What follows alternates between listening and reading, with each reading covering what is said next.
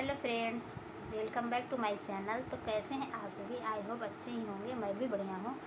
तो फ्रेंड्स, जैसे कि आप सभी अपनी स्टडी शुरू कर दिए होंगे, तो जो लोग शुरू कर दिए हैं बहुत अच्छी बात। जो नहीं कर रहे हैं अभी, तो अभी भी आपके पास टाइम है, आप लग जाइए, अच्छा होगा सब। तो फ्रेंड्स, जैसे कि आप लोग परेशान रहते हैं कि हम अपना नोट्स कैसे बनाएं, हम उसको कैसे यूज करें, तो आज इसी टॉपिक पे बात करेंगे। तो जैसे कि हम सेल्फ स्टडी कर रहे हैं, तो हम बुक को पूरा छापे नहीं। सेल्फ स्टडी कर रहे हैं तो हम उसमें मेन पॉइंट को अंडरलाइन कर लें या फिर कलर मार्क उसको चढ़ा दें, और उसके बाद हम एक बार बुक को पूरा पढ़ डालें। अगर दोबारा वही चीज़ हम जब पढ़ें, तो जो जो चीज़ अंडरलाइन किए हैं उसको हम अपने नोट्स में लिखें, उसको नोट्स में लिखें। और उसके बाद लिखने के बाद उसको फिर एक बार आप रिवाइज़ करिए। जब उसको एक बार आप रिवाइज़ करेंगे, तो उसके बाद आप देखेंगे कि आपको काफ़ी चीज़ें सही दिख रही हैं, अच्छी दिख रही है।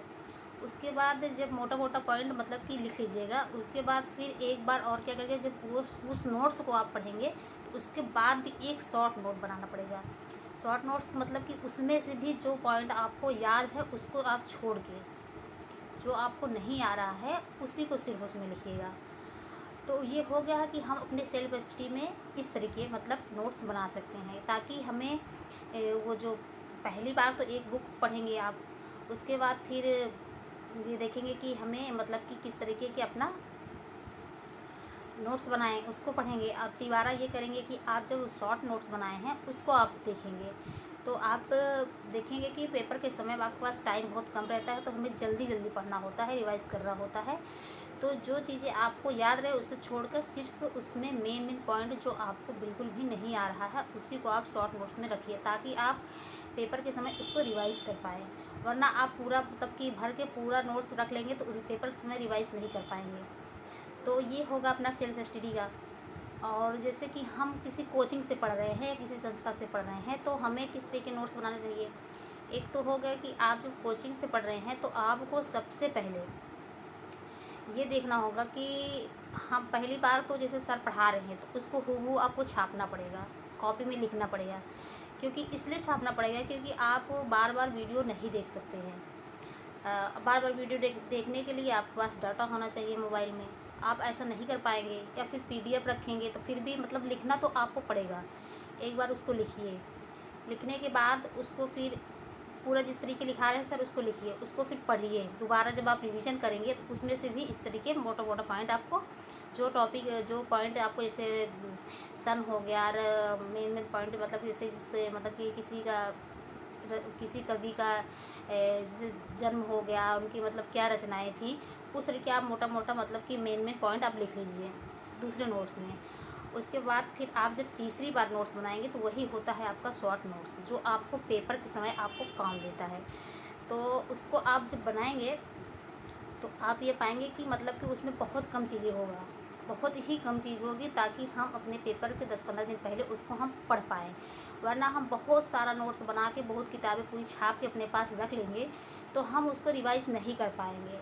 हम ये सोचते हैं कि हम इतना जल्दी जल्दी पढ़ेंगे, उसमें आप कंफ्यूज रहेंगे, आप पढ़ नहीं पाएंगे।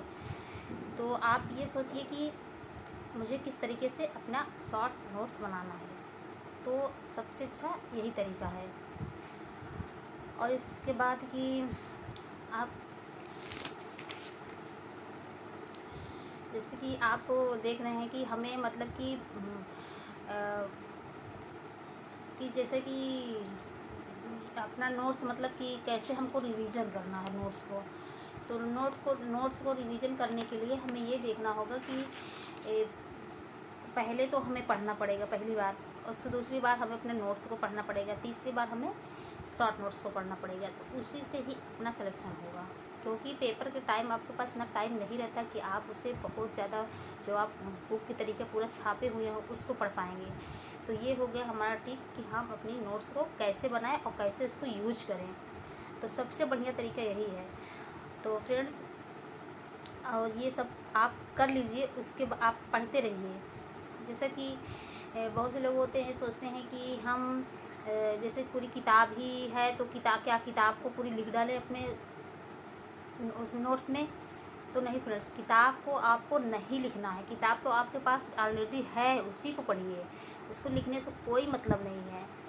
आप बस उसमें से मेन पॉइंट को अंडरलाइन करिए कि कहाँ हम मतलब कि चीज़ें अच्छी है, कहाँ मतलब किस चीज़ को हमको याद करना है। अब जैसे किसी का जीवन परिचय दे दिया है तो हमें पूरी चीज़ें उसमें से नहीं याद करनी है ना। मेन पॉइंट जैसे उनका जन्म कहाँ हुआ, जैसे उनके माता पिता का नाम जो मेन रहता है, उन्होंने क्या रचना लिखी है, ये मेन हो गया। अब बाकी उसी में बीच में बहुत सी चीज़ें ऐसी होती हैं जो हमको नहीं लिखना होता है, तो उसको हम क्यों छापेंगे, क्यों अपना मतलब कि भरेंगे वो। तो इसीलिए ये नहीं करना है आपको। और नोट्स का मतलब यही है कि आप सब मतलब कि शॉर्ट नोट बनाएंगे ताकि आप पेपर में 10-15 दिन पहले आप उसको एक बार रिवाइज कर पाएँ। अरे तभी आपका मतलब कि अच्छा होगा। तो फ्रेंड्स, कैसे हैं मतलब कि आप सभी, अगर आपको ये बातें अच्छी लगी होंगी तो फिर हमारे भी चैनल को सब्सक्राइब करिए, लाइक करिए, कमेंट करिए, शेयर करिए। तो मिलते हैं फ्रेंड्स अगले वीडियो में, तब तक के लिए बाय बाय।